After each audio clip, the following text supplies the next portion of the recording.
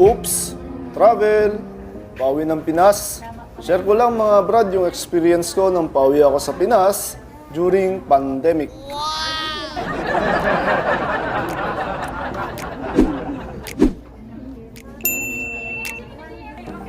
Ayan, sobrang excited na ako dito pero ang tagal naman maglakad ni ate kaya video muna ako.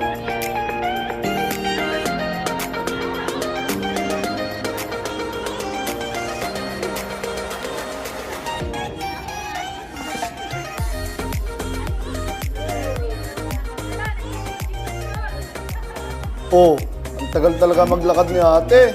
Parang gusto ko na lang itulak.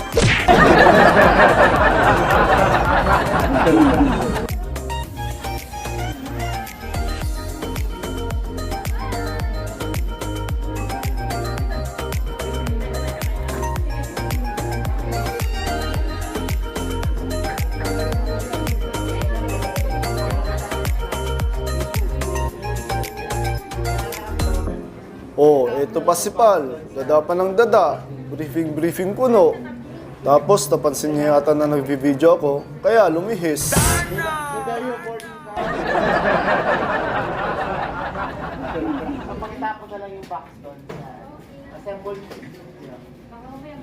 A few moments later. Lift top of buckle. Ayan, nasa loob na ako ng aeroplano. Briefing muna si Pal. Panoorin nyo rin mga brad, para at least magka-idea kayo sa mga di pa nakakasubok sa Pal. Under your seats or in the middle of your armrest. On water landing, remove sharp objects from your body. Slip vest over your head. Take tape around your waist. Push end to buckle. Pull waist tape to tighten. When outside the aircraft, pull down sharply the inflation cords at the lower end. If life vest fails to inflate, blow into mouth tubes. Push pin inwards to release air. Do not inflate your life vest inside the aircraft. The lamp will automatically activate when the battery is immersed in water. In the unlikely event that emergency oxygen is required, oxygen masks will drop from above you. Immediately grab the mask and pull firmly towards you. Put over your nose and mouth. Pull elastic band for a snug fit and breathe normally. Keep mask on until you are advised to remove it. If a child or other passengers near you need assistance, put your mask on first before assisting them. The emergency exits are clearly marked throughout the cabin. Locate the exits nearest you. These exits may be behind you. In case of power loss or smoke in the cabin, emergency lights and path markings will lead you to these exits during an evacuation. For further information, please study the safety card found in the seat pocket in front of you. In preparation for takeoff, ensure your seat belts are securely fastened. Seat backs in upright position. Large electronic devices like laptops and tablets stowed in your seat pocket. Window shades open. Once again, Ayan, welcome so to na yung Philippine face shield Airlines. na bigay ni Pal. A few moments later. So eto na mga brad, ginising kami ni Pal para sa aming first meal. Kaya sumilip muna ako sa bintana, baka sakaling makakita tayo ng Avengers. Avengers! Assemble. A few moments later. Yo, gising ulit kami ni Pal for our second meal. Kaya sumilip ulit ako sa bintana, baka sakali makita ko naman si Goku.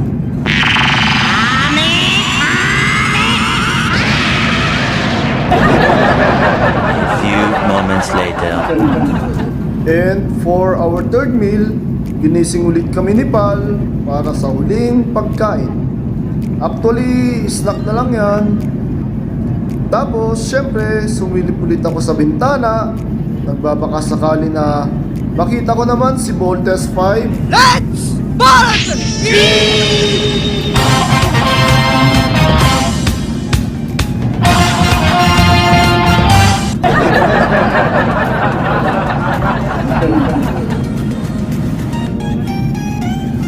few moments later.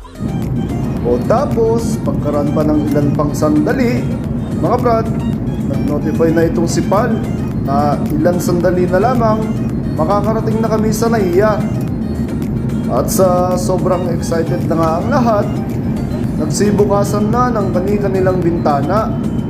Gusto rin natin nilang makita kang nasa himpapawid. Ang taas daw kasi ng lipad mo eh.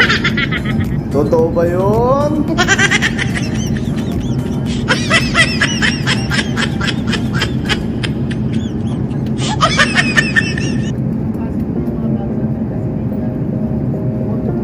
A few moments later.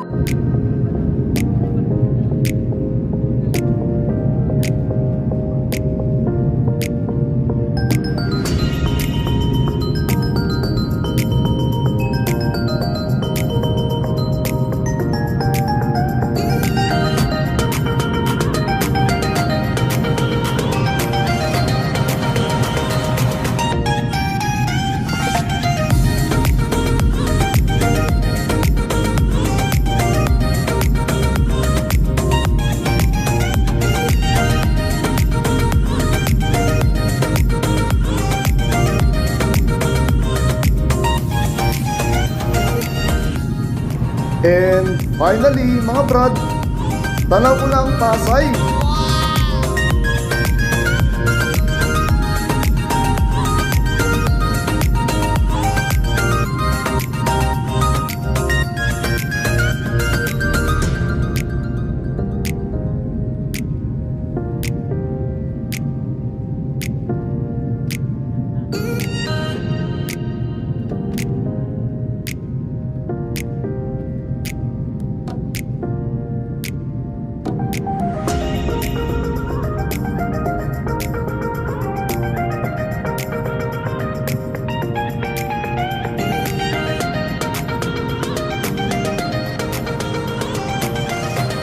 Ayan na, palapag na kami ng NAIA Terminal 3.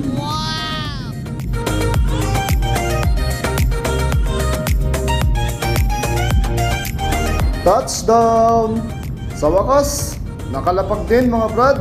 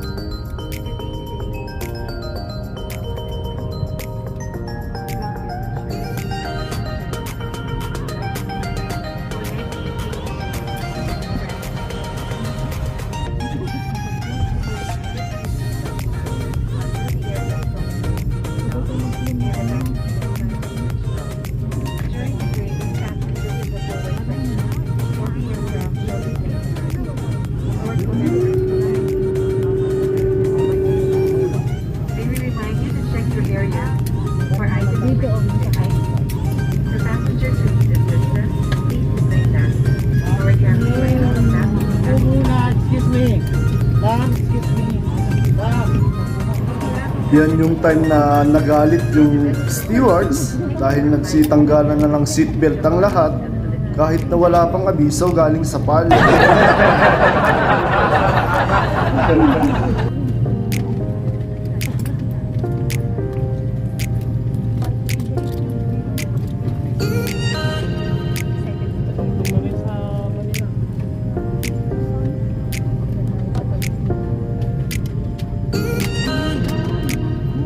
Ladies and gentlemen, please be reminded that all passengers are required to undergo the arrival and quarantine protocols set by the Philippine government. In order to demarcation, the Philippine Coast Guard